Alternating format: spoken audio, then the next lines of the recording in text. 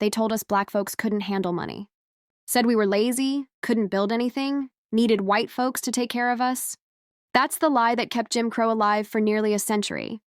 But what if I told you that while racist elites were spreading this poison, black Americans were quietly becoming millionaires? Not one or two lucky breaks. Dozens of black entrepreneurs building empires that made white elites sweat. They didn't just succeed despite the system trying to crush them. They got so rich, so powerful, so dangerous to the racist order that America had to destroy them with bombs, lynch mobs, and legal theft. Then they erased the evidence so you'd never know it happened. Black Wall Street picture 1920. You're walking through Tulsa, Oklahoma down Greenwood Avenue. The streets are lined with black-owned banks, luxury hotels, movie theaters, and restaurants rivaling anything in white districts. Doctors and lawyers stroll past in tailored suits. Children head to well-funded schools while their parents discuss stock investments.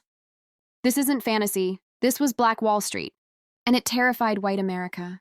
Because if black folks could build this prosperity under Jim Crow's boot, what did that say about every racist excuse for keeping us down?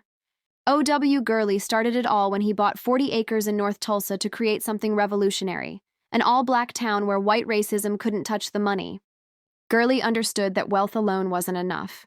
Black people needed protected spaces where dollars could circulate within the community, building compound prosperity. J.B. Stratford saw Gurley's vision and went all in. Born into slavery in 1861, Stratford worked his way through school, earned a law degree, and built a fortune through strategic real estate. In Greenwood, he constructed Oklahoma's most luxurious hotel, a 54-room palace with running water, steam heat, and furnishings matching any white establishment. Stratford wasn't trying to prove black people deserved equal treatment. He was demonstrating that black excellence didn't need white validation. By 1921, Greenwood had 35 blocks of black-owned businesses generating millions that stayed in black hands. White folks across the railroad tracks watched this wealth grow and realized they had a problem: the pattern of destruction. But Greenwood wasn't the first time black Americans accumulated dangerous wealth. In Memphis, Robert Church Sr. had been getting rich since the 1870s, and white folks had already tried to kill him.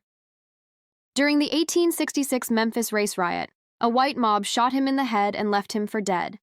Church survived, kept that bullet in his skull for life, and instead of running, bought property white folks were fleeing during yellow fever epidemics.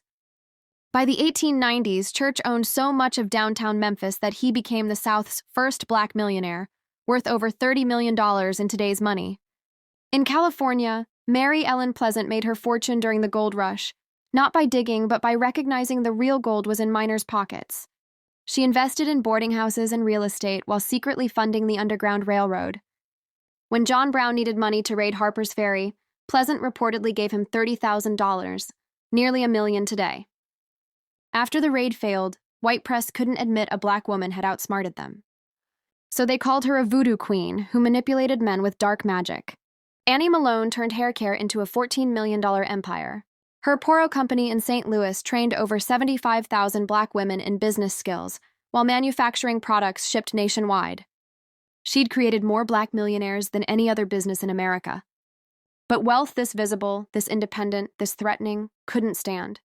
The system attacked Malone through the courts.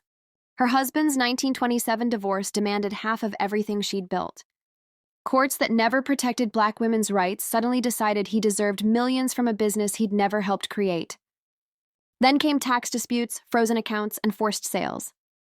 By the time the system finished with Annie Malone, she'd lost almost everything. She died with just a few thousand while history books gave her credit to Madam C.J. Walker. This wasn't coincidence. This was the playbook. Let black folks build something that proves black excellence, then destroy it while the law looks away. Nothing compared to what happened in Tulsa.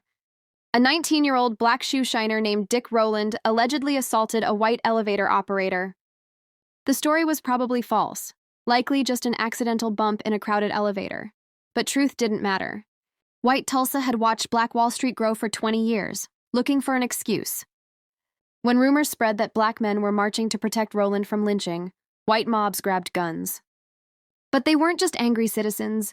Many were deputized by police and given official authority to destroy black property. Some attackers used airplanes to drop incendiary bombs on black homes. The first aerial bombing of an American city was used to destroy black wealth.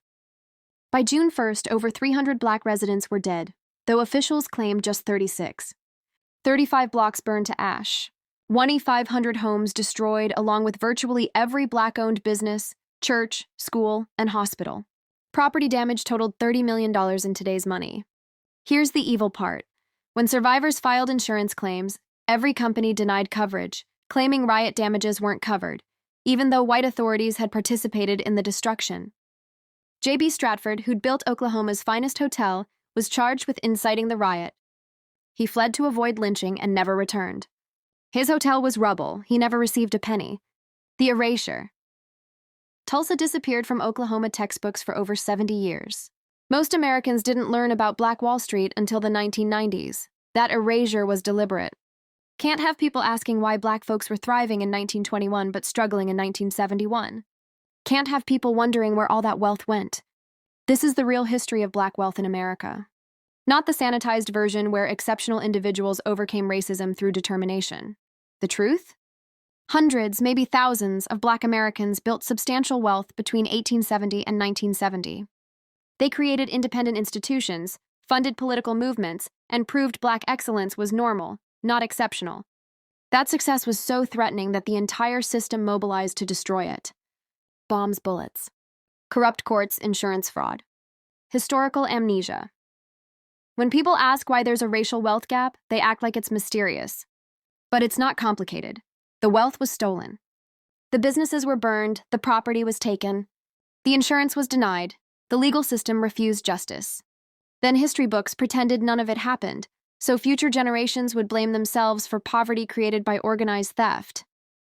Every time someone suggests black Americans just need to pull themselves up by their bootstraps, remember Greenwood. Remember Annie Malone. Remember Robert Church. They didn't fail. They were destroyed. Then erased, so you'd never know how dangerous black success really was to the system that claimed we couldn't succeed. If you want more hidden stories about black resistance they tried to bury, subscribe to Untold Story Docs. The more we remember what they tried to make us forget, the harder it becomes for them to lie about why things are the way they are.